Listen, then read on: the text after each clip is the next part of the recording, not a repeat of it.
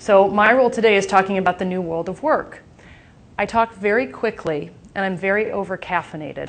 So I will warn you, if you want me to slow down, raise your hand, or I certainly will be happy to readdress some of the things that I talk about this afternoon. So I have lots to go over, and I'm just going to get into it here. My goal today was, I think I'm going to be a little kind of sizzle on the steak here, because I'm with such great thought leaders on this panel who concentrate a lot in human capital management. My background is actually innovation, and I span lots of different topics.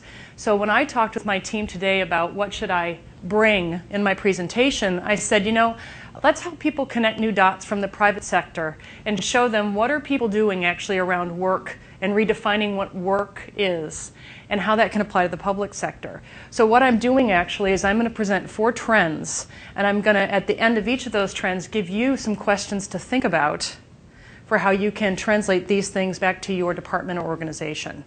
So with that, when I talked with my team about help me get up to speed here, right? I know from my gut and what I read about the new world of work, but what are the buzzwords? What are the keywords that you're seeing if you Google or you read or you talk to people in think tanks? What are the things that bubble up to the top from Google? And here's a quick list of words or themes that you're probably hearing about. All right, just take a quick read of that slide. Now, some of these terms aren't new, right? Generation gap, millennials, boomers, Xers, big deal. We've talked about those things, and we'll go into more depth. But what are some of the new ones we have to think about? A couple that I'm going to go into here are values-based work.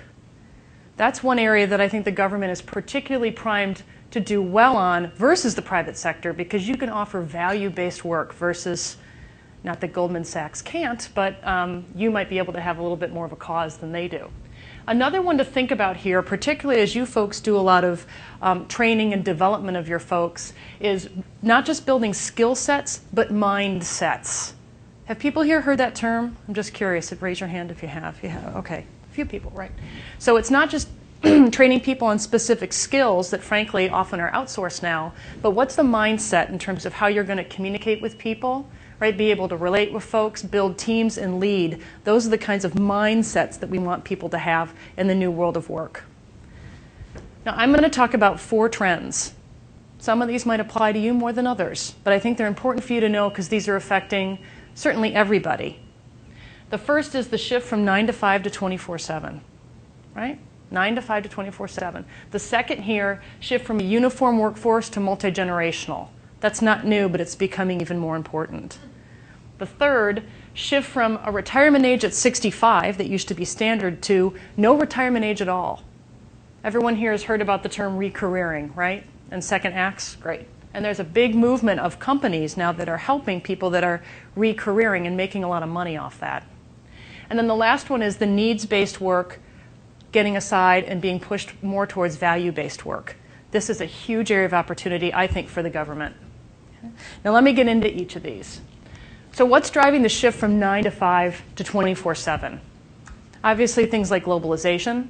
I was on a call, I had the privilege this morning at 5 a.m. with Singapore. Lucky me, right? Lucky me. Globalization and technology is making that easier than ever before. Virtual offices are slated to grow. In fact, 40% of IBM's workforce is virtual, right? Many workforces, and we'll talk about Best Buys, is trying to go 100% virtual. Technology is letting us work at all hours from all places, and that can be good or bad depending on your lifestyle and your age. And then finally, this whole all convergence that's happening. Isn't it great now that we can get an iPhone? Isn't it bad now that everyone can get us anytime, anywhere, right?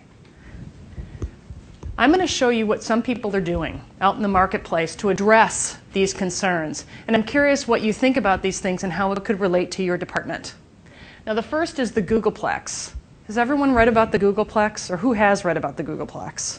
You're nodding over there. Okay. So what's interesting about this is Google obviously is a leader in many ways. And they retain talent like nobody else in a very competitive sector, technology. Well, how do they do it? Besides their mantra, which is very value-based, do no evil, right? That is their mantra, do no evil. They also have created an environment that attracts talent and retains them.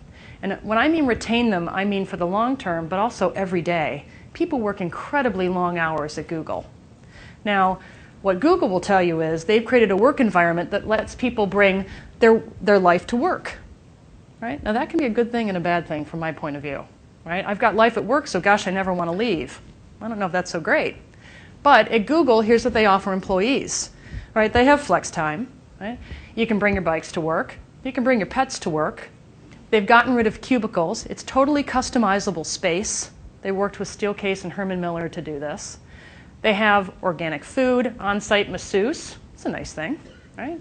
Think about that for your organizations. They also have things like special parking places for people that have hybrid cars. Right?